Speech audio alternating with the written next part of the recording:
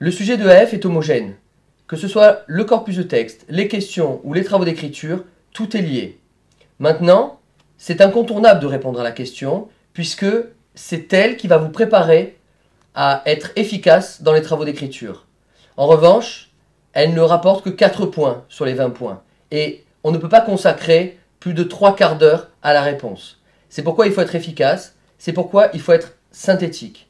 C'est-à-dire qu'il faut récolter dans votre travail au brouillon les idées les unes après les autres et être capable après de les synthétiser, c'est-à-dire de les organiser afin de formaliser la réponse, pour ne pas lasser l'examinateur.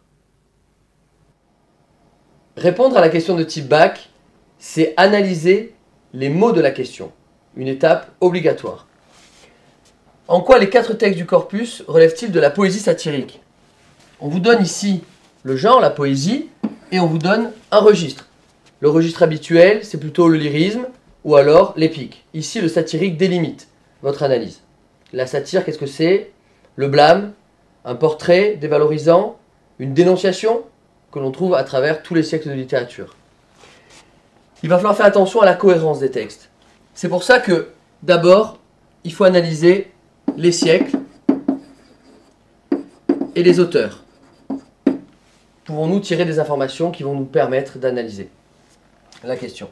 On a Du Bellay, auteur du XVIe siècle, qui appartient à la Pléiade, qui défend la langue française, l'État français. On a La Fontaine, qui est un moraliste du XVIIe siècle. On a Verlaine et Rimbaud, 2 poètes maudits du XIXe siècle. Maintenant, une étape qui peut être aussi importante, c'est regarder les titres des textes. Alors, l'enterrement et à la musique, peut-être que ça nous donne les thèmes. L'enterrement, c'est quand même une notion qui n'est pas très valorisante. On a la fable de La Fontaine, la génisse, la chèvre et la brebis en société avec le lion. Peut-être que le mot en société va nous servir.